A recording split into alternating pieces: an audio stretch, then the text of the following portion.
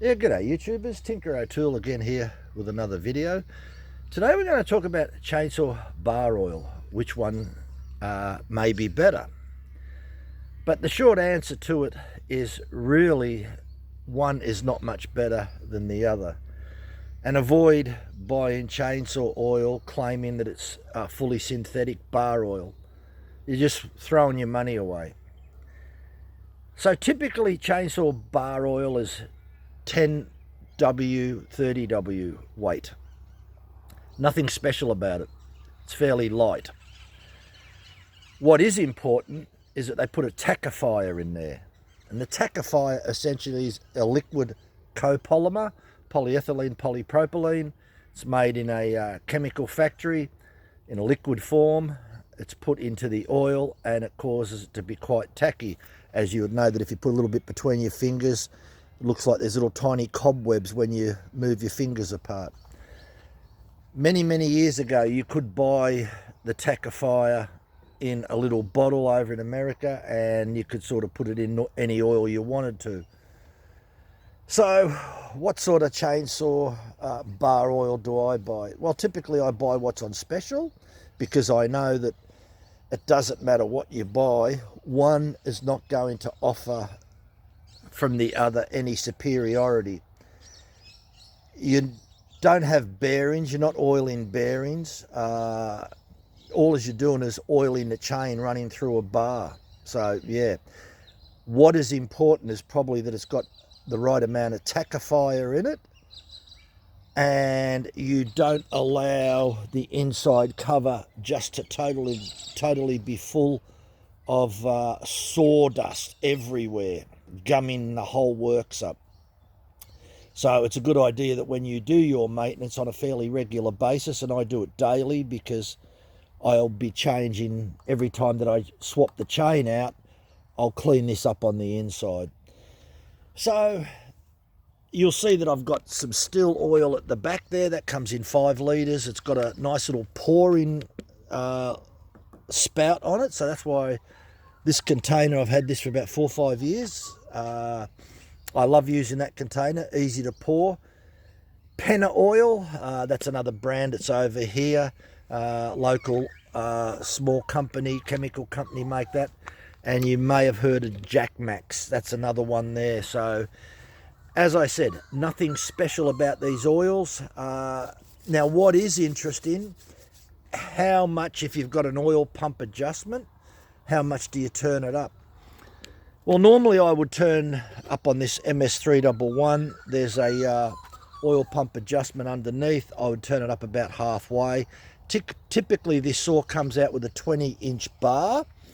You can use a 25-inch bar on these if it's, let's just say it's softer timber and you're not cutting probably much more than 20 inches. So it just gives you a few extra inches of movement. And you would turn it up to flat out. So typically when I use this particular bar here, the 20-inch bar, I'm turning up to about halfway on the oil pump. But remember, I'm not cutting logs that are this wide. They could be this wide, that wide. There's variation. So where you've got variation, you don't need to turn it up flat out. That's why I keep it about halfway. And it seems to work all right.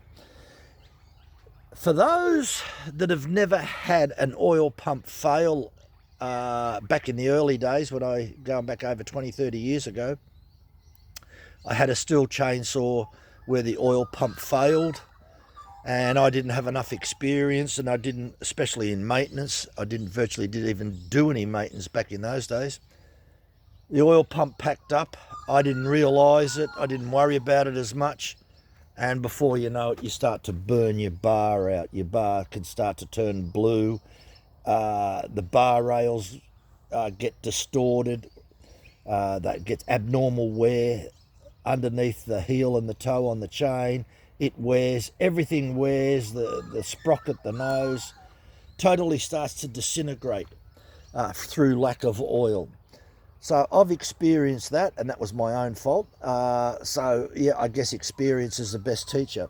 So I know how important it is to make sure that it's lubricated Only one other thing to check, you've got to make sure that your oil hole on your bar is clear. So if you are doing maintenance and pulling the bar off and pulling it on, I always use a little tool like this that will fit inside the bar to clear all the rubbish out, and make sure you get a little bit of wire or something to poke in that hole and clear any rubbish out of that hole. The other thing that's important, if you look at this distance from this edge to this edge, it's roughly about 18 millimeters in distance from here to the middle of the hole. It should be exactly the same on the stud. So this rests on the stud of the chainsaw bar studs. If you measure the bar stud, the shoulder of the bar stud, you'll find out that it should be exactly the same, 18, the distance on your chainsaw from the bar stud to the oil hole will be that same distance, so that lines up exactly.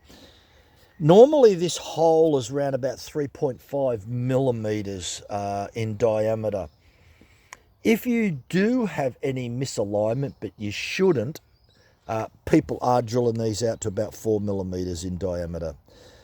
I've never ever found a misalignment with a steel bar and a steel chainsaw, but I have seen a slight misalignment with other bars, so it's something to check.